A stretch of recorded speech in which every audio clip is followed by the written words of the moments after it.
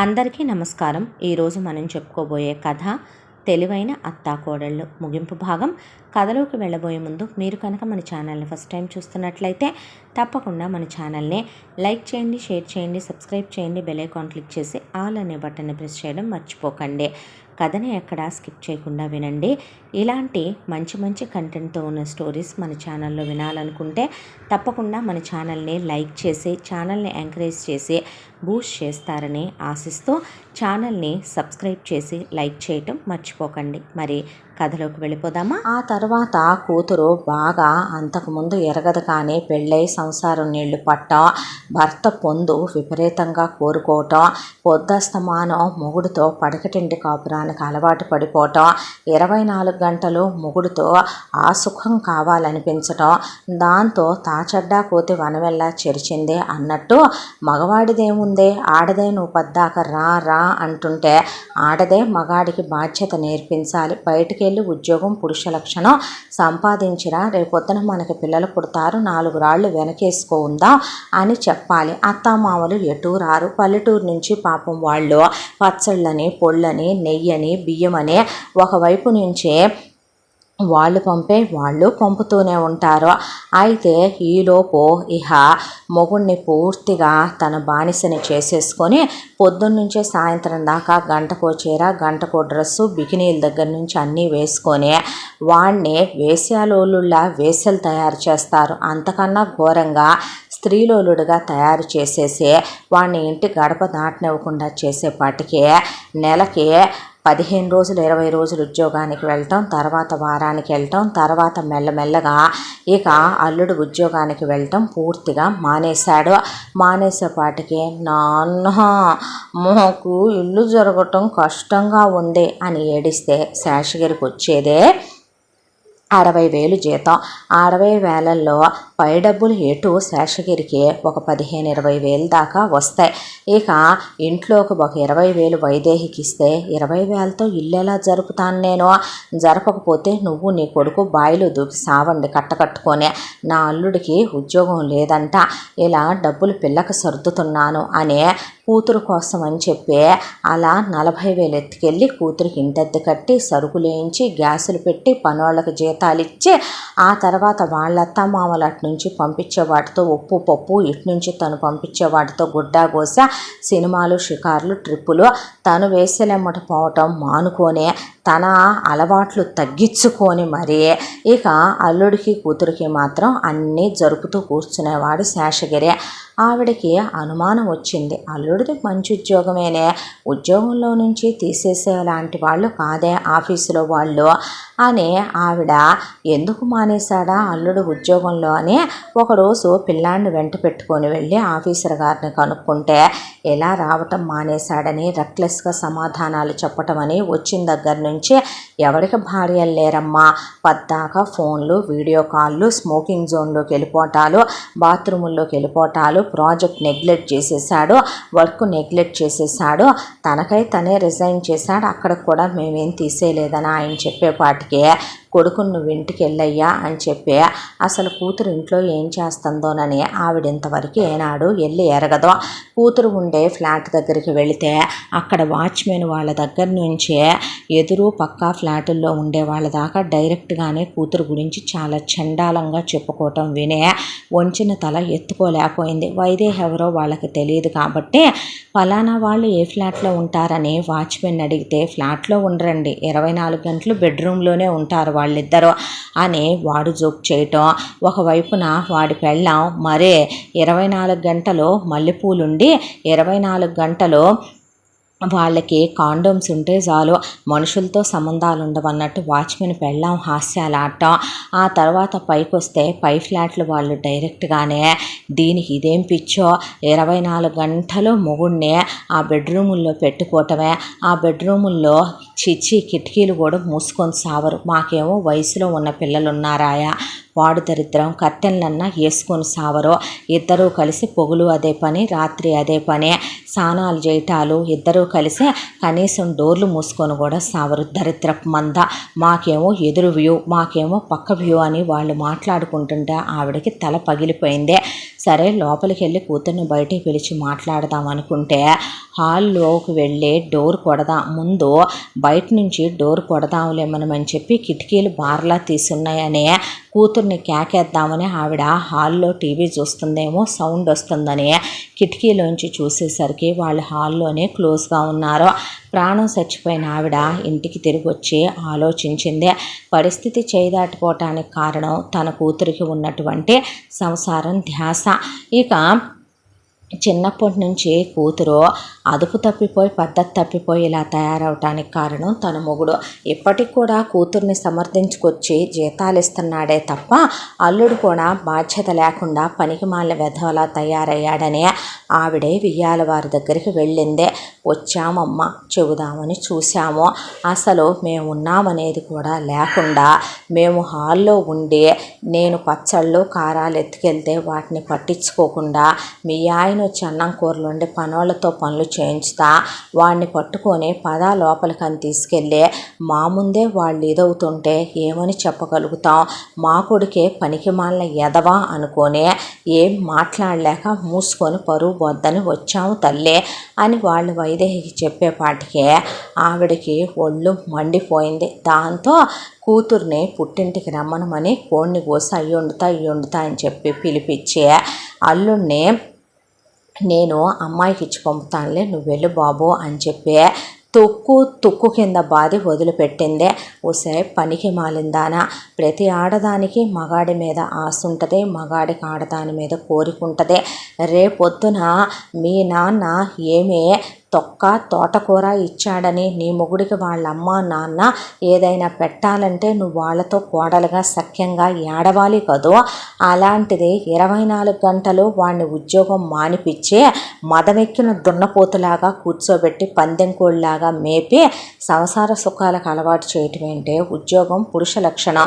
మగాడన్నాక ఉద్యోగం చెయ్యొద్దా, నీ బాబు చెయ్యట్లేదా అని ఆవిడ తన్నేసరికి శేషగిరి వచ్చి ఇక తండ్రి కూతుళ్ళిద్దరూ కలిసి ఆవిడ మీదకి వెళ్ళిపోయి నానా రభస చేసి నీకెందుకు, నా కూతురు నా ఇష్టం, నా మొగుడు నా ఇష్టం వచ్చినట్టు నేను చేస్తానని ఇద్దరు తెగరెచ్చిపోయేపాటికి తుక్కురాగొట్టి ఇద్దరిని ముందు శేషగిరిని టవల్ మెడకేసి బెడ్రూమ్లోకి ఇసిరేసి కూతుర్ని ఎగిరెగిరి తన్ని ఇంట్లోంచి గెంటేసిందే.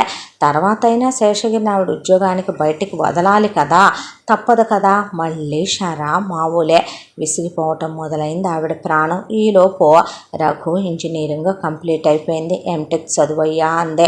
చదివేశాడు. అయిపోయాక కొడుక్కి పెద్ద ఎంఎన్సీ కంపెనీలో స్టార్టింగే ₹1,00,000 ప్యాకేజీకి ఉద్యోగం వచ్చిందని ఆవిడ మొక్కని దేవుడు లేడు, అందరి మొక్కులు తీర్చుకొచ్చేసింది పిల్లోడిని తీసుకెళ్ళే. ₹1,00,000 జీతం అంట్రా అన్నాడు శేషగిరి. అంటే ఏ చెవులు వినపడలా అని అందరికీ చెప్పుకొని భోజనాలు కూడా పెట్టుకుంది వైదేహి. సంతోషపడ్డారు చుట్టుపక్కల వాళ్ళు. ఆ తరువాత పిల్లాడిని వాడి మొదటి నెల జీతం రాగానే ముందు అందులో కొంత అమౌంట్ కట్టి తన దగ్గర కొంత అమౌంట్ ఉంటే వేసి పిల్లాడికి చక్కగా కారు కొనిచ్చింది ఆవిడ. ఆఫీస్కి దొరబాబులాగా కారులో వెళ్ళమ్మా అని 2వ నెల జీతంతో పిల్లాడికి పెర్ఫ్యూమ్లు బట్టలు అవి ఇవి కొనిచ్చిందే. ఆ తర్వాత ప్రతి నెల నా ఖర్చులకి 10,000 చాలమ్మా అని 90 ఆవిడకే ఇచ్చేసేవాడు రఘు. అయితే శేషగిరి మాత్రం ఏదిరా జీతం అంటే నాకు ఇచ్చేశాడుగా, ఈ టీవీ జీతం అంటే ఎక్కడుందో ఖర్చు అయిపోయిందిగా, దేనికి ఖర్చు అయింది, నీ జీతం లెక్క ఫస్ట్ నాకు చెప్పు, నా జీతం లెక్క నీకు చెప్తాను నేను వాడి జీతం గురించి అనేపాటికే నీకు ఒళ్ళు పొగరెక్కింది, నీకు ఒళ్ళు అడ్డంగా బలిసిందే. ఎక్కడైనా అల్లుడిని ఉద్యోగానికి వెళ్ళమని కూతుర్ని బాగుపడమని చెప్పే తండ్రిని చూశాను. కూతురికి పడకలు మార్చి మల్లెపూలు పెట్టి గదుల్లోకి పంపి అల్లుడినే పనికిమాలిన ఎదవలా తయారు చేసే తండ్రిని నిన్నే చూస్తున్నాను, చేతగాని సన్నాసి అని ఆవిడ తిట్టకుండా తిట్టేసిందే. కొడుక్కి 2 ఏళ్ళు పెళ్లి చెయ్యాలనుకోలా. ఈ 2 సంవత్సరాల్లో ఆ అబ్బాయికి ప్రమోషన్ వచ్చింది, హైకు వచ్చింది, శాలరీ పెరిగింది. ప్రతి రూపాయి దాచిపెట్టి ఓ పక్కన పెట్టించింది వైదేహి. దానికి తోడు పెళ్లిలో ఆవిడకి కట్నంగా ఇచ్చిన ₹5,00,000 డబ్బులు కూడాను ఆవిడ దాచిపెట్టి ఇప్పటి వరకు ఎంతైనాయో లెక్క చూస్తే అవి ₹30,00,000 దాకా అయినాయే. ఆ ₹30,00,000 పెట్టి పెద్ద పెద్దది ఒక ల్యాండ్ కొన్నదే. ఎప్పటికైనా ఆ ల్యాండ్ పిల్లాడికే ఉంటుందిలేమ్మనమని అనుకుంది ఆవిడ. ఇంత దాంట్లో కూడా ఇక రఘుకి పెళ్లి చేసేయాలని ఫిక్స్ అయింది. ఎందుకు వాడికి ఇప్పుడు పెళ్ళి, ఓ 10-15 ఏళ్ళు అలా ఉంచు, ఈలోపు ఏం చేద్దాం, అమ్మాయికి ఒక ఇల్లు కొనాలా, కారు కొనియాలా అల్లుడికి అమ్మాయికి, తర్వాత అమ్మాయికి 2 పిల్లలు పుడతారా, మరి అమ్మాయికి వడ్డాణం దగ్గర నుంచి అన్నీ చేయించాలా, మరి ఆ తర్వాత నువ్వు అడుక్కు తినాలా, నువ్వు ముష్టెత్తుకోవాలా, నిన్ను నేను నరికేసి జైలుకి వెళ్ళాలా, నువ్వు పోయావని నేను నిన్ను చంపేసి ముండమొయ్యాలా, ఏంది ఆ మాటలో, మూసుకోవయ్యా, నిన్ను ఎవడడిగాడు ఇక్కడ, వెళ్ళి నీ కూతురికి నువ్వు ఉడిగాలు చేసుకుంటావుగా, పోయి చేసుకో, ఇప్పుడు రమ్మంటావా ఏంది దాని దగ్గరికి నన్ను, నా సంగతి తెలుసుగా, ఇనప కడ్డీలు కాల్చి ఒళ్ళంతా వాతలేసి వస్తా, నీ కూతుర్ని నువ్వే చూడలేవు, నీ అల్లుడికి కూడా పడతాయి అనే పాటికి అక్కడి నుంచి పారిపోయాడు శేషగిరి. పెళ్ళిళ్ళ పేరయ్య గారిని పిలిపించి, పేరయ్య గారు ఉన్నదన్నట్టే చెప్తున్నానండి, ఈ ఇంటికి మెత్తగా ఉండే పిల్ల పనికిరాదు, నాలాంటి అమ్మాయి అయి ఉండాలి, నోరు పెట్టుకొని బతకాలి, ఇన్నాళ్ళు నా కొడుకు నా మాట విన్నాడు, రేపు ఆడు పెళ్ళాం కొంగు పట్టుకొని తిరుగుతాడు, పెళ్ళాం మాటే వింటాడు, అలా వాడిని నా తర్వాత నాలా చూసుకునే పిల్ల రావాలి, రూపాయి జాగ్రత్త ఉండాలి, తెలివితేటలు ఉండాలి, పావలా బయటికి పోనివ్వకూడదు, రేపటి రోజు గురించిన ఆలోచన ఉండాలి, చదువుకోవాలి, ఉద్యోగం చేయాలి, తెలివితేటలు ఉండాలి, లైఫ్ గురించి ప్లానింగ్ ఉండాలి, ప్రేమగా ఉండాలి, వాడితో ఆప్యాయత అనురాగాలు పంచగలిగిందై ఉండాలి, రేపొద్దున ప్లాన్ చేసుకొని ఒక 3 ఏళ్లకో 5 ఏళ్లకో పిల్లల్ని కనాలి, లైఫ్ సెక్యూరిటీ గురించి ఆలోచించుకోవాలి, అడ్డమైన వాళ్ళని ఇళ్లల్లోకి జారనివ్వకూడదు, అది ఎవరైనా సరే, పుట్టింటి దగ్గర నుంచి దోచుకురానివ్వద్దు, అత్తింటి మీద పడి దోచుకు తినాలి అనుకునే మనస్తత్వం కలదయ్యి ఉండకూడదు అని చెప్పేపాటికే ఆయన వెళ్ళి ఒక సంబంధం వెతికాడు. వెతికితే అమ్మాయి పేరు రఘు పేరుకు తగ్గట్టే జానకి, అమ్మాయి వాళ్ళ నాన్నగారిది ప్రైవేటు ఉద్యోగం, ఆయనకి నెలకు ఒక 70-80 వేలు దాకా వస్తాయి, వాళ్ళమ్మ చక్కగా బొటిక్ పెట్టి రన్ చేసుకుంటుంది, తమ్ముడు చదువుకుంటున్నాడు, అమ్మాయిది కూడా ఎంటెక్ అయిపోయి ఉద్యోగం చేస్తుంది 2 సంవత్సరాలుగా, కరెక్ట్గా రఘుకి ఈక్వల్ వయసు ఉంటుంది. ఇలా అన్నది వైదేహి అని చెప్తే వాళ్ళు ఆశ్చర్యపోయి నవ్వుకున్నారు. దానికి తోడు జానకి చూడటానికి బాగుంటుంది, వైదేహి కావలసిన క్వాలిటీస్ అన్నీ పోత పోసుకొని పుట్టినట్టుగా ఉంటుంది, కాస్త నోరు ఎక్కువ, చాలామంది ప్రపోజ్ చేసినా కూడా వాళ్ళల్లో ఆ అమ్మాయికి మమ్మ పప్ప బాయ్లు సిస్టర్ బాయ్లో తేడా బాయ్లే కనిపించే ఆ అమ్మాయి ఒక్కళ్ళను కూడా పెళ్లి చేసుకోవటానికి గాలి వెధవలు తిరుగుబోతు వెధవలు అనిపించి ఒక్కళ్ళకి ఓకే చెప్పలేదు. ఇలా సంబంధాలు వెతికితే ఎలాంటి వాళ్ళు వస్తారో అనుకుంటే అబ్బాయి ఫోటో ఇది అనగానే రఘుని చూడగానే ఇష్టపడిందే, ఆ తర్వాత వైదేహి గురించి చెప్పాక ఇంకా ఇష్టపడిందే, ఆ తర్వాత ఇంటికి పెళ్లి చూపులకి రమ్మని కబురు పెట్టారు. వాళ్ళు మూసుకొని ఉండి అక్కడికి వచ్చి అమ్మాయి అల్లుడు రావద్దా, అయ్యో మీ అమ్మాయి అల్లుడు భోంచేసి మధ్యాహ్నం పూట సరస సల్లాపాల షిఫ్ట్లో ఉండుంటారులే కానీ మూసుకొని నువ్వు పద అనే పిల్లాన్ని తీసుకొని ఒక 2 ఆడవాళ్ళని తీసుకొని వెళ్ళింది ఆవిడ పెళ్లి చూపులకే.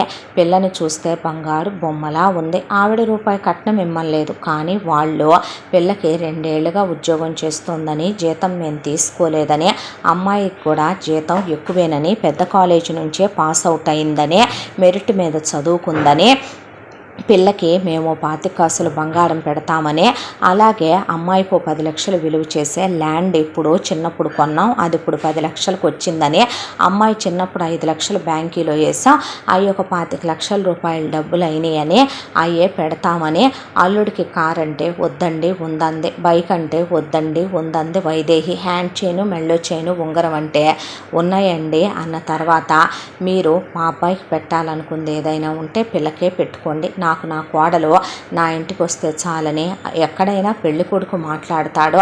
వైదేహి తన ఇంట్లో పరిస్థితులు మొత్తం చెప్పి ఇదమ్మా పరిస్థితి, నాకేదైనా ఆయన ఆంటీ అంటే వద్దమ్మా అత్తమ్మ అని పిలువ, నేనే నీకు అమ్మను కూడా కదా, పెళ్ళైన తర్వాత ఒక్కటి గుర్తుపెట్టుకో, వాడిన్నాళ్ళు నా కొంగు పట్టుకొని తిరిగాడనే పేరు పెట్టాడు ఈయన, వాడిని నేను బంగారంలా పెంచాను, వాడికి తాగుడు అలవాట్లేదు, జూదం అలవాట్లేదు, పరాయి ఆడదాని వైపు కన్నెత్తి చూడ, స్టిల్ వర్జిన్ అమ్మ వాడు, నాది గ్యారంటీ తల్లిగా, వాడికి స్మోకింగ్ పడదమ్మా, ఇకపోతే వాడు ఏ బ్రేకప్లు ప్రేమాయణాలు కూడా లేనివాడు.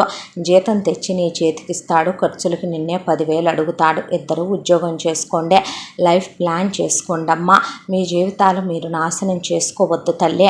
మా ఇంటి పరిస్థితులు ఇవి. ముఖ్యంగా ఇతని కూతుర్ని నమ్మకమ్మా నువ్వు అన్నాక మా అమ్మాయికి ఆడపడుచు లాంఛనాలు అన్నాడు శేషగిరి.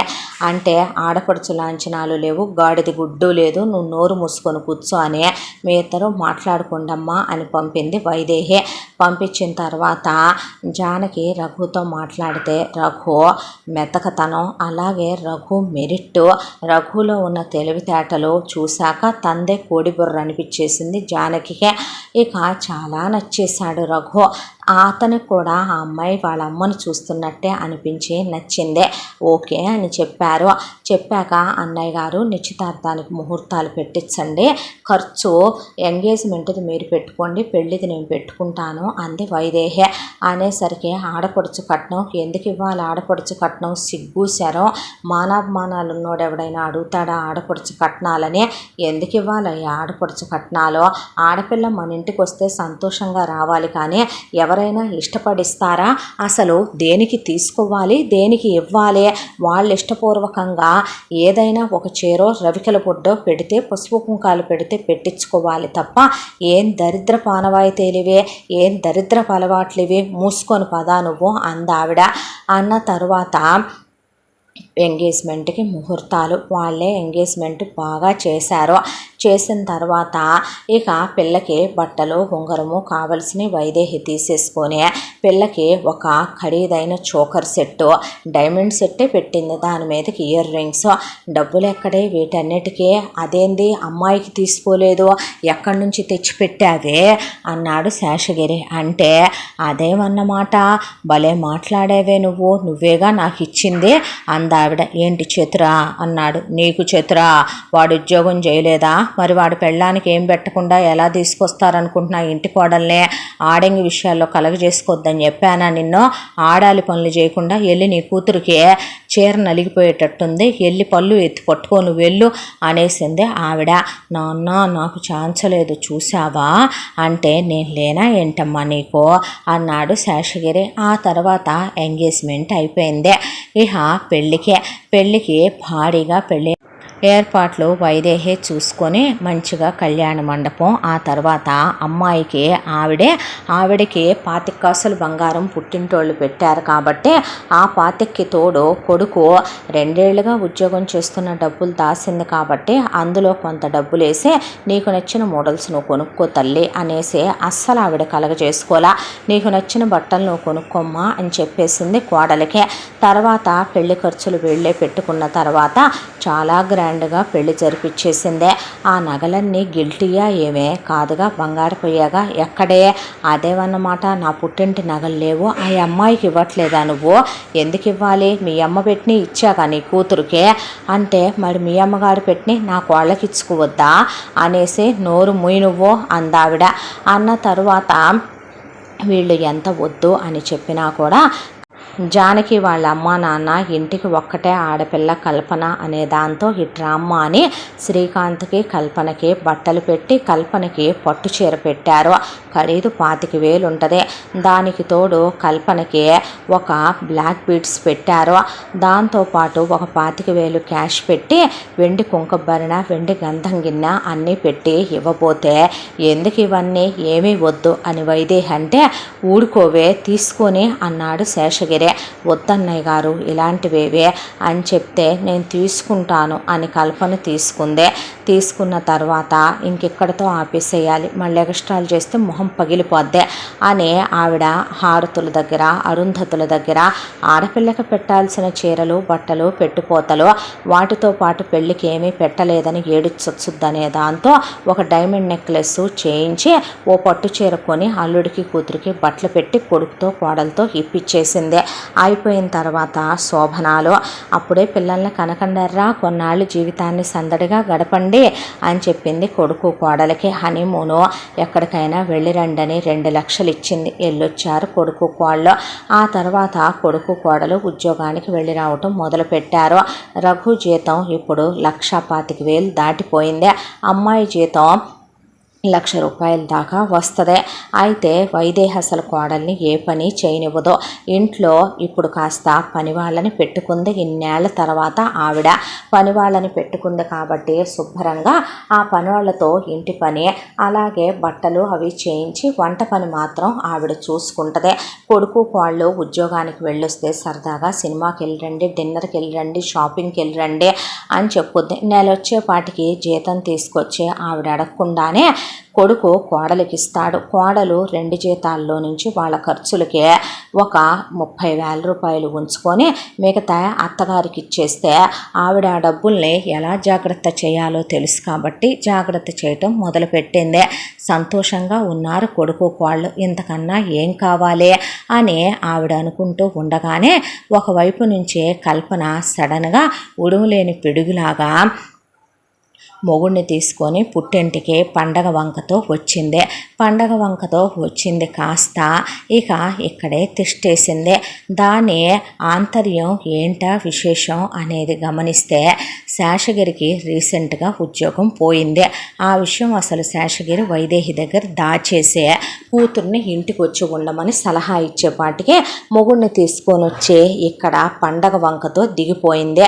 అక్కడి నుంచి కూతురు సామానన్ని ఖాళీ చేయించి తెచ్చి ఇక్కడ సర్దిచ్చేంత వరకు వైదేహికి శేషగిరికి ఉద్యోగం పోయిందని కంపెనీ లాసెస్ వచ్చి అమ్మేశారని ఆవిడకి తెలియదు. వేరే ఉద్యోగం ఎత్తుక్కోమంటే ఈ వయసులో ఏమన్నా కన్యపురుషుడా లేకపోతే ఏమన్నా పసిపిల్లాడా ఎల్లంగానే యూత్లో ఉన్నాడా ఉద్యోగాలు ఇవ్వటానికే?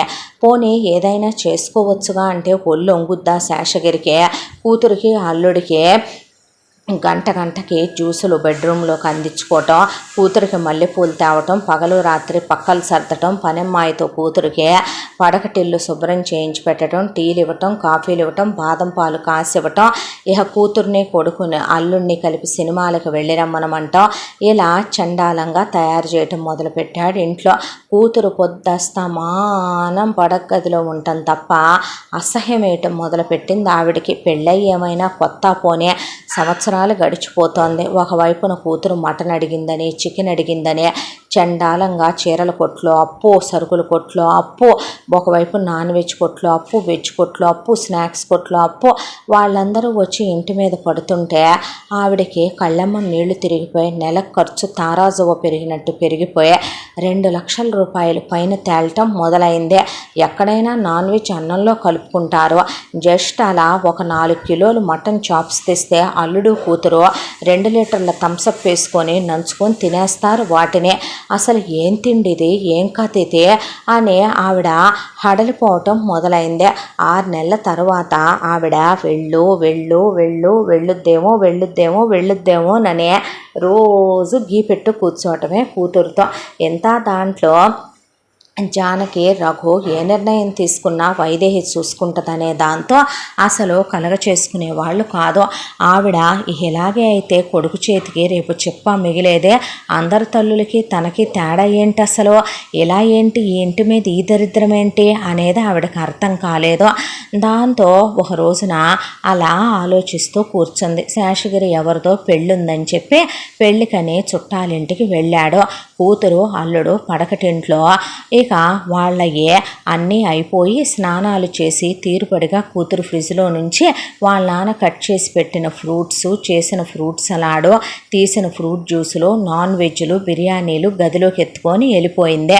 ఆ తర్వాత ఆవిడ మంచినీళ్ళు పెట్టుకోలేదు. ట్యాబ్లెట్ వేసుకోవాలనే విషయం గుర్తుకొచ్చి బయటకు వచ్చింది.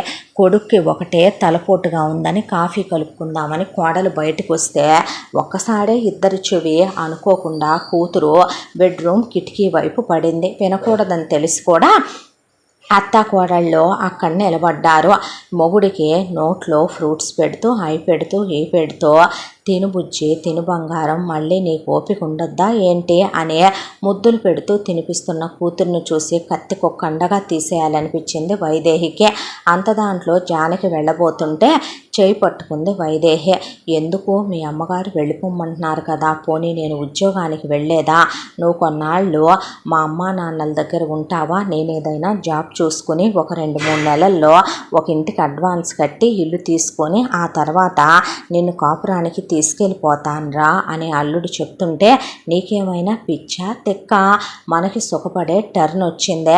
ఎన్నాళ్ళు నాన్న సుఖపెట్టాడు, సుఖపడ్డాం. ఇప్పుడు నాన్న ఒట్టిపోయిన గేదైపోయాడు. వాడి దగ్గర రూపాయి ఉండకపోయినా వాడు మనకి ఇంటి పని వంట పని కాలు కింద పెట్టనివ్వకుండా అన్ని సేవలు చేస్తాడు. మొగుడు పెళ్ళాం ఇద్దరు ఉద్యోగాలు చేసి సంపాదిస్తున్నారుగా, ఎవడి కోసం పెడతారు? అమ్మ మిషన్ కుడుతుందిగా, ఎవడి కోసం పెట్టుద్దంట? మహా అయితే నెలకు 2-3 లక్షలు. పిల్లల్ని ప్లాన్ చేసుకుందాం వచ్చే సంవత్సరం. ఇక ఒక 3-4 కనాలని ఉంది. ఆయాల్లాగా అత్తాకోడళ్ళు పెంచుతారు. మన పిల్లల్ని ఇంజనీర్లు డాక్టర్లు చదివిస్తారు. నువ్వు నేను ఎప్పటికీ ఇలాగే జోడు పక్షుల్లాగా కలిసి ఉండే ప్రపంచాన్ని శృంగారంలో ముంచేస్తూ మనమే మర్చిపోతూ మైమరిచిపోవాలి ప్రియా అని కూతురు అల్లుడి మీద పడిపోయేపాటికే ఆవిడ అక్కడి నుంచి పక్కకు వచ్చేస్తే కోడలు తేలమొహం వేసుకొని ఆవిడ వైపు చూస్తూ నుంచున్న తరువాత, ఏంటమ్మా అలా చూస్తున్నావు అంటే, ఏం లేదత్తమ్మా, ఏ ఆడపడుచునేమైనా అంటే అత్తగారు ఊరుకోరనుకుంటున్నావా? దాన్ని అలా నేను పెంచలేదమ్మా. నీకో విషయం చెప్పనా, పెళ్ళయి ఇంట్లో అడుగుపెట్టినప్పుడు నేను చాలా అమాయకురాల్ని. నాకే ప్రపంచ జ్ఞానం తెలివితేటలు తెలియదు. మీ మావయ్య నా బతుకుతో చాలా ఆటలాడేశాడు. నాకు తెలియకుండానే వేసలతో తిరగటం, జోదాలాడటం, సిగరెట్లు తాగటం, మందు తాగటం. మా మామ అత్తలు దేవుళ్ళమ్మ, పడేసి కుక్కను కొట్టినట్టు కొట్టి కంట్రోల్లో పెడితే కానీ మీ మామయ్య కంట్రోల్ అవ్వలేదు. అక్కడికే తెలియకుండా చేస్తానే ఉంటాడు. ఆ విషయం నాకు తెలుసు. పిల్లల కోసమనే దుఃఖాన్ని గుండెల్లో పెట్టుకొని మెంకొచ్చిన ఆడదాన్ని నేను. మీ బ్రతుకులు రేపొద్దున రూపాయికి కాణీకి కాకుండా ఇలా కూతురికి మొత్తం దోచిపెట్టి మిమ్మల్ని నడివీధిలో నుంచోపెట్టే అత్తనే అమ్మనే కాదమ్మా నేను. దీనికి ఒక్కటే పరిష్కారం అనే పదమ్మ లోపలికని కొడుకు రూమ్లోకి వస్తే జరిగిందంతా కోడలు చెప్తే తలలో పెట్టిపోయిందో ముందు రఘుకే లేచి కూర్చున్నాడు. ఏం చేద్దామమ్మా అన్న తర్వాత, ఏం లేదు నాన్న, మీ ఇద్దరు వర్క్ ఫ్రమ్ హోమ్ పెట్టుకొని ఇక నుంచి బెడ్రూమ్లో తలుపులు వేసుకొని మీ ఆఫీస్ పనులు మీరు చేసుకోండి. టైం టు టైం మీకు లోపలికి ఫుడ్ పంపించే బాధ్యత నాదే. కాళ్ళు పట్టేస్తాయి అనుకుంటే సాయంకాలం కాసేపు డాబా మీద వాకింగ్ చేసి పార్క్కి వెళ్ళి బయట ఏ షాపింగ్కో సినిమాకో షికారుకో వెళ్ళి రండి. ఉద్యోగంలోంచి తీసేశారు, ఉద్యోగం మానేశాము, ఇద్దరం బ్లాక్ మార్క్ పడిపోయింది అనని చెప్పండి అన్న తర్వాత, ఎందుకమ్మా ఇదంతా? చాలాసార్లు నేను ఉద్యోగం చూసుకోవచ్చుగా, మీ ఆయన ఉద్యోగానికి వెళ్ళొచ్చుగా అన్నాను రఘు కల్పననే. ఏమంది అన్నాడు రఘు. మా ఆయనకు అస్సలు ఒంట్లో బాగోట్లేదు, అందుకే పాపం ఆయన అలా ఇంటి పట్టున ఉంటున్నాడు, లేకపోతే ఉండే మనిషి కాదు. పైగా వాళ్ళ బాసు మా ఇంట్లో వంట బాగుంటుంది, భోజనానికి పిలవమంటే ఆయన పిలిస్తే నాతో అబ్యూజ్గా బిహేవ్ చేసి నా పమిటి పట్టుకొని లాగాడని చెప్పింది రఘు. అనేపాటికి అదే మాట మీరు తిప్పి చెప్పండి అమ్మా అనేసింది వైదేహి. ఆ తర్వాత 2 రోజులకి Janaki Raghu work from home అడగంగానే ఇద్దరూ ఒకే ఆఫీసులో వర్క్ చేస్తారు కాబట్టి వెంటనే ఓకే చేసేసాడు ఆ పైన ఆయన. దాంతో ఇహ ఇంటికి డేలాగా వస్తే, ఏంట్రా అన్నాడు శేషగిరి. ఏమీ లేదు నాన్న, జాబ్ పోయిందే. ఎందుకు పోయింది అంది కల్పన. ఏమీ లేదు వదిన, నాతో మా మేనేజర్ మిస్బిహేవ్ చేశాడు, ఈయన చేసుకున్నాడని బ్లాక్ మార్క్ వేశారు. బ్లాక్ మార్క్ వేస్తే ఇప్పుడు ఎక్కడా మీకు జాబ్ రాదుగా అన్నాడు శ్రీకాంత్. వాళ్ళకి జాబ్ పోతే నువ్వు ఉన్నావుగా అల్లుడు, నువ్వు ఇంకా పోలేదుగా, మా కూతురు ముండమోయలేదుగా, నువ్వు ఎంటెక్ చేసావు కదా, అంతకుముందు ఉద్యోగం చేసిన ఎక్స్పీరియన్స్ ఉందగా, ఎన్నాళ్ళ నుంచి నా కొడుకు ఇల్లు పోషించలా, పందెం కూడల్లే దున్నా పోతల్లే కూర్చొని అడ్డంగా నువ్వు తిన్నావని నేను అన్నానా? ఇక నుంచి నువ్వు పోషిద్దుగానిలే. అదేవన్నమాట, నువ్వు మాత్రం ఈ ఇంటి అల్లుడివి కాదా, మీ మామయ్య కుడిభుజానివి కాదా, మీ మామయ్యకు పక్క ఉద్యోగం ఊడే, నీకు ఊడే, నువ్వు కాకపోతే ఎవరు చూస్తారు ఈ సంసారాన్ని అనే పాటికి ఇక శ్రీకాంత్ మొహంలో నెత్తురు చుక్కలేదు. రేపే బయలుదేరెళ్ళు, 24 గంటలు పెళ్ళాంతో పడకటింట్లో కూర్చుంటే ఇంట్లో పొయ్యిలో పిల్లి పడుకుంటుంది, అడుక్కు తింటావా మరి? ఎన్నాళ్ళ నుంచి డబ్బుల్లో ఏం మిగల్లేదే అన్నాడు శేషగిరి. నీ కూతుర్ని తెచ్చి ఇంటి మీద పెట్టి నువ్వు చేసిన అప్పులు నేను కట్టుకుంటా కూర్చున్నా కూడా నువ్వే మాట అడుగుతున్నావు మాట్లాడుతున్నావంటే నేను మనిషి అంటారా, కాండ్రి చుమ్మేయాలనిపిస్తుంది నీ మొహం మీద అనేసింది ఆవిడ. ఆ తర్వాత నుంచి కోడలు ఇక కొడుకు కలిసి బెడ్రూమ్లో కూర్చొని వర్క్ చేసుకుంటుంటే అల్లుడు ఇంటర్వ్యూకి వెళ్ళగానే ఉద్యోగం వచ్చింది. అల్లుడు ఉద్యోగానికి వెళ్ళటం మొదలుపెట్టాడు. చాలా సంవత్సరాల తర్వాత లెదర్ బలిసిపోయింది కదా, వీడికి బాగా కొలెస్ట్రాల్ పట్టేసింది కదా. దాంతో ఏంటంటే పాపం ఆప సోపాలు పడుకుంటా వెళ్తున్నాడు ఉద్యోగాలకి అల్లుడు. వెళ్తుంటే కూతురు బెడ్రూమ్లో పడుకొని మొగుడికి మెసేజ్లు పెట్టడం, ఫోన్ చేయటం, నువ్వు కావాలనిపిస్తుందంట, నీకు ఆ రోజు ఆ సినిమా గుర్తుందా, వర్షం కురిసిన రాత్రి గుర్తుందా, మనం ఎలా క్లోజ్ అయ్యామో గుర్తుందా, ఇప్పుడు నాకు నువ్వు అలా కావాలనిపిస్తున్నావు అంటాం. దాంతో ఆవిడ ఒక్క చిటికేసి పనమ్మాయినే బట్టలమ్మాయిని మానిపించేసిందే. దాంతో వేరే పనోళ్ళు ఎవరిని కూడా వాళ్ళ ఇంటి దరిదాపుల్లో కూడా రానివ్వకుండా చేసేసిన తర్వాత, రావే అంట్లు దోముదు కానీ, బట్టలు ఉతుకుదు కానీ, ఇల్లు ఉడుద్దు కానీ, అంట్లు దోముదు కానీ అన్న తర్వాత, నేను చేస్తానే చేద్దు కానీ నువ్వు చేయకుండా ఉంటే ఎలాగా, నీకు బాగా ఒళ్ళు తిమ్మిరి తేట ఎక్కువైపోయింది కదా, బాగా ఒళ్ళు కొవ్వు పట్టేసింది కదా, నీకు ఎక్కడ పడితే అక్కడ పట్టిన కొవ్వు నీకు వదలనంటుంది కదవయ్యా అంటే, ఏందే ఆ మాటలో అన్నాడు. నీకు కాస్తైనా సంస్కారం అనేది ఏడిస్తేనేగా, నాకు ఈ మధ్య ఒంట్లో బాగోటం లేదులే, నేను మాత్రం ఎంతవరకని నెట్టుకు రమ్మనమంటావు, పద వంట పని చేద్దుగా నువ్వు అని శేషగిరిని తీసుకెళ్ళి వంట పని చేయించటం. దాంతోపాటు వీళ్ళు ఎటుకూడే శేషగిరిని సూపర్ మార్కెట్లో మాట్లాడి సూపర్వైజర్ ఉద్యోగం కింద పడేయించింది వైదేహి.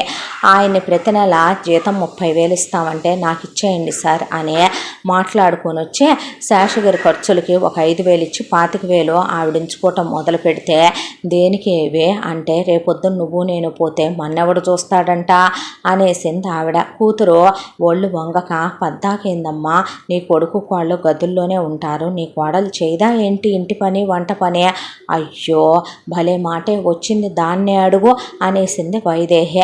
మీ తమ్ముడికి అస్సలు ఒంట్లో బాగోట్లేదు, నేను పక్కన లేనిదే కుదరదు వదిన, ఇన్ని సంవత్సరాలుగా నువ్వు అన్నయ్య పక్కనే ఉండి చూసుకోలేదా, నేను ఆయన్ని చూసుకోకపోతే ఎవరు చూసుకుంటారు మరి అనేసరికి ప్రాణం ఒక్కసారిగా సచ్చినట్టు అనిపించి దవడబెట్టి ఎవరో లాక్ కొట్టినట్టు అనిపించింది కల్పనకి. ఇలా రోజులు గడిచిపోతూ ఒక 2 నెలలు గడిచినాయి. 1 నెల జీతం ఇచ్చాడు అల్లుడు. 2వ నెల జీతానికల్లా ఇక్కడ మాటలు పడుతూ, నువ్వు చాకిరి చేస్తూ నేను ఉద్యోగాలు చేసి మీ వాళ్ళకి ఎందుకు జీతాలు ఇవ్వాలి, వెళ్ళిపోదాం పద, మన కాపురం ఏదో మనం పెట్టుకుందాము, నేను చూడాలనిపిస్తే మీ నాన్నే వస్తాడులే అనేసరికి శభాష్ అని క్లాప్స్ కొడుతూ, ఒకసారి ఇటు బయటికి రారా నువ్వు అందే అల్లుడిని వైదేహి. లాగి దవడలు వాయించే పాటికి మొహం అదిరిపోయింది శ్రీకాంత్దే. శ్రీకాంత్ వాళ్ళ అమ్మ నాన్న కూడా వచ్చి ఆయన కాళ్ళతో తొక్కేసి తుక్కు కొట్టి వాళ్ళ అమ్మ జుట్టు పీకి ఒకవైపున మీరాగండని కల్పనని వైదేహి కుమ్మేయటం అయిపోయిందే. తర్వాత ఆవిడ తుక్కు కింద కొట్టి వదిలిపెట్టిందే. కొట్టిన తర్వాత మనుషుల పశువుల మీరు, మాకు ఆరోగ్యం బాగాలేదన్నా పట్టించుకోలా, కనీసం వచ్చి ఒక 4 రోజులుండి మా పక్క నుండి చూసింది లేదు, దిక్కుమాలిన ఎదవ, ఎందుకు కన్నావురా నిన్ను పనికి మాలిన సన్నాసి అనేసరికి, నువ్వు మనిషివేనంట్రా, ఏరా 1 నెల జీతం ఇచ్చేసరికి 2వ నెల జీతం ఇవ్వటానికి నొప్పిగా ఉందా, మరి ఎన్నాళ్ళు పెళ్ళాంతో నువ్వు కాపురం చేసావా, వ్యభిచారం చేసావా, మగాడి లక్షణం అంటారు ఉద్యోగం చేయటం, నా కొడుక్కే నా కోడలంటే ప్రేమే, ఉద్యోగం చేయకుండా ఇంట్లో కూర్చుంటున్నాడా, పెళ్ళానికి ఎదురుగా అమ్మకి ఎదురుగా వాడు వెళ్ళట్లేదా ఉద్యోగానికి, 1 నెల జీతం ఇవ్వాలంటేనే అంత నొప్పి పుట్టేసి 2వ నెలకు వేరెళ్ళిపోదాం పదా అన్నావు, నీ పెళ్ళాం చాకరీ చేస్తుంటే చూడలేనన్నావు, మరి నీకు నీ పెళ్ళానికి వండి పెట్టాల్సిన అవసరం నాకు నా కోడలికి ఏముంది, మీకోసమని నా కొడుకు జీతం 1,50,000కి పెరిగిందే, నా కోడలి జీతం 1,10,000 రూపాయలు, మీ పొట్టలు పగిలిపోను, 6 నెలలుగా పడి తింటూనే ఉన్నారు,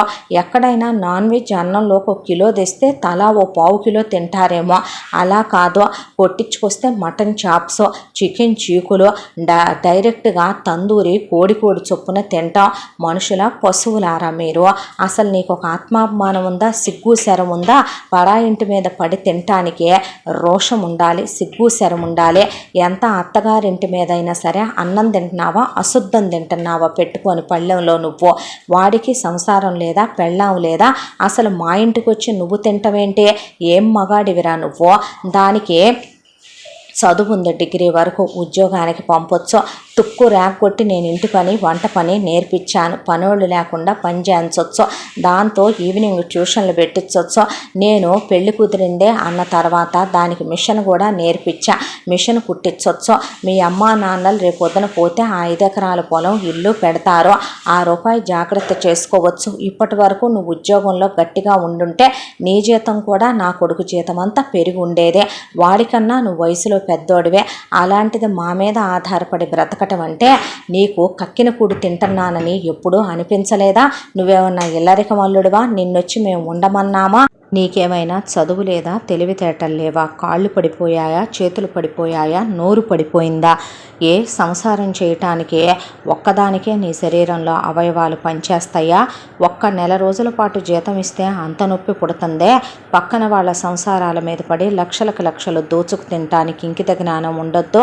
వాళ్ళు నీలాంటి వాళ్లే, వాళ్ళకి భార్యలున్నారు, బిడ్డలు పుడతారు, వాళ్ళకి జీవితం ఉంటుందనే జ్ఞానం ఉండొద్దా? సిగ్గు శరం లేకుండా ఏమే, ఎంత బాగా పుట్టింటి మీద పడి దోచుకు తినటానికి వచ్చావే నీతి మాలిందానా? నీకు పెట్టాల్సిందేదో పెట్టి పంపించాను, పురిటి ఖర్చులతో సహా ఇచ్చి పంపించాను, సీమంతం ఖర్చులతో సహా ఇచ్చి పంపించాను, పెళ్లిలో వాడితో నెక్లెస్ పెట్టించి చీర పెట్టించాను. నేను వద్దన్నా వాళ్ళ ఆడపడుచు లాంఛనాలు ఇచ్చారు. నీ బాబు ఇన్ని సంవత్సరాలుగా నీకు దోచి పెడుతూనే ఉన్నాడు. సంసార స్త్రీ లక్షణమా పుట్టింటి మీద పడి తింటాం? సిగ్గు శరం లేకుండా అమ్మలు కూతుళ్లకు దోచిపెట్టడం, కూతుళ్ళు పుట్టిళ్ల మీద పడి వెనకాల అన్నలుంటారు, తమ్ముళ్ళుంటారు, వాళ్ళకు భార్యలు వస్తారు. మనం అలా తినకూడదు. మనం ఒక ఇంటికి కోడళ్ళగా వెళ్ళాం, అక్కడ వాళ్ళ కూతుళ్ళు అలానే చేస్తే మనం ఊరుకుంటామా అనే ఇంకిత జ్ఞానాలు లేకుండా, సిగ్గు బుద్ధి జ్ఞానం లేకుండా తయారైన నీలాంటి వాళ్ళన్నిటినీ ముక్కలు ముక్కలుగా నరికి పోగు పెట్టినా కూడా తప్పు లేదో. నీ దాకా వచ్చేపాటికి చాకిరి చేయలేకపోయావా? 24 గంటలు పడకటింట్లో కూర్చుంటే నీ తమ్ముడు పెళ్ళాము నేను మాత్రం నీకు చాకిరి చెయ్యాలా? సిగ్గున్న వాళ్ళైతే మళ్ళీ నా ఇంటి గడప తొక్కరే మీరు. ఛీ, ఏ పండక్కో పబ్బానికో వచ్చి పసుపు కుంకాలు పెట్టించుకెళ్తే ఆ కూతురికి అల్లుడికి ఒక విలువ ఉంటుంది. ఏం బతుకులు మీవి అనేసరికి నా కూతురుని అన్నావంటే అని శేషగిరి వచ్చి మొత్తం వింటూ వైదేహి మీదకు వస్తే ఎప్పుడూ లేనిదే వైదేహి కత్తిపేట తీసుకొని నుంచుంది శేషగిరి మీదకే. తుక్కు కింద కొట్టి బెడ్రూమ్లోకి ఈడ్చి గొలుసులేసి కట్టేసింది. ఆ తర్వాత కూతుర్ని తీసుకొని అల్లుడు తల వంచుకొని అక్కడి నుంచి వెంటనే వెళ్ళిపోయాడు. బట్టలు సర్దుకొని వెళ్ళి ఒక ఇల్లు తీసుకొని ఇంట్లో కాపురం పెట్టుకున్నాడు. పెట్టుకున్న తర్వాత మిషన్ కొనిచ్చి నీకు మిషన్ కుట్టడం వచ్చుగా అని బయట బోర్డు పెట్టి కుట్టమంటే నా వల్ల కాదు బేబే, నీ జీతం వస్తుందిగా, నువ్వు వెళ్ళిరా ఉద్యోగానికి అంటాం. పొద్దున్నే నువ్వు వెళ్ళొద్దు, నాకు ఇవాళ నీ పొందు కావాలని ఉంటాం. ఊరుకున్నాడు ఇన్నేళ్ల నుంచి అత్తగారు అడిగిన మాటలకి పదే అయ్యే గుర్తుకొచ్చి సిగ్గుతో నరాలు తెగిపోయి పడేసి తుక్కు కొట్టడం మొదలుపెట్టాడు పెళ్ళాన్నే.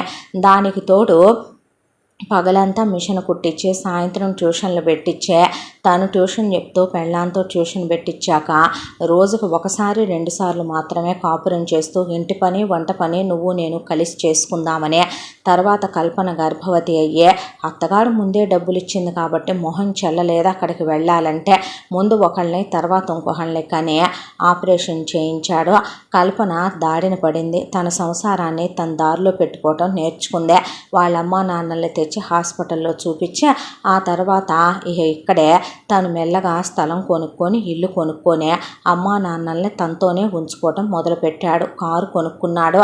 వాళ్ళు ఇక్కడికి వచ్చి కూడా ఖాళీగా ఉండకూడదని సిటీలో పాలు పెరుగు వెన్న నెయ్యి దొరకవని అక్కడ ఉన్న పొలాన్ని కొడుకు పేరు మీద రాసేసి వాళ్ళ దగ్గర ఉన్న గేదెలు ఆవులు తెచ్చే ఇక్కడ ఒక స్థలాన్ని కొని వాళ్ళు పొదుపు చేసిన డబ్బులతో డైరీ ఫామ్ స్టార్ట్ చేశారు శ్రీకాంత్ అమ్మ నాన్నలో. వాళ్ళు ఖాళీగా ఉండే మనుషులు కాదు. కల్పన చేత ఎటు వాళ్ళు టైలరింగ్ వచ్చు కాబట్టి ఒక బొటిక్ లాగా ఓపెన్ చేసి శ్రీకాంత్ ఒక ట్యూషన్ సెంటర్ లాగా ఓపెన్ చేసుకొని ఇంటికి వచ్చే అత్తగారికి బావుమరిది భార్యకి క్షమాపణలు చెప్పి వెళ్ళాడు. శేషగిరి బయటకు వచ్చి నువ్వు నటించావనే నాటకం ఆడావనే నీ కొడుకు కోడలికి మళ్ళీ ఎలా ఉద్యోగాలు వచ్చినాయని నేనే వెళ్ళి మేనేజర్ గారు కాళ్ళు పట్టుకున్నాననే వేరే చోట ఉద్యోగం ఇప్పించాననే వాళ్ళు మళ్ళీ ఉద్యోగానికి వెళ్ళటం మొదలుపెట్టారని తప్పుడోడా నీలాగే ఉంటే వాళ్ళ బతుకులు నాశనం అయిపోవా అని చెప్పి అబద్ధమే చెప్పింది ఆవిడ. కోడల్ని కూడా చెప్పొద్దమ్మా అనేసిందే. వాళ్ళ ఉద్యోగాలకు వాళ్ళు వెళ్ళొస్తూ ఆవిడ కొన్న స్థలంలో ఆవిడ కూడా పై అంతస్తులో వాళ్ళు ఉండే విధంగా కింద 8 పోర్షన్లు అద్దెకిచ్చే విధంగా బతికున్నంతకాలం ఆ అద్దె వాళ్ళకే వచ్చే విధంగా వాళ్ళు పోయిన తర్వాత ఆ ఇల్లు మొత్తం కొడుకు వాళ్ళకే చెందేలాగా రిజిస్ట్రేషన్ కూడా చేయించేసిందే. ఆ తర్వాత వాళ్ళు ఉద్యోగాలకు వెళ్ళొచ్చే ఇచ్చే డబ్బులతో పొలాలు కొన స్థలాలు కొన కోడలికి ఎటు బంగారం పెట్టేసింది కాబట్టి 2 పిల్లలు పుడితే తల్లై చూసుకొని సీమంతాలు చేయించి పురుళ్ళు పోయించిందే. ఇంత దాంట్లో శేషగిరిని గొలిసేసి కట్టేసి కుక్కలాగా పొద్దున సాయంత్రం ముద్ద పెడుతూ ఒక 4-5 ఏళ్ళు అజం దిగనిచ్చిందే.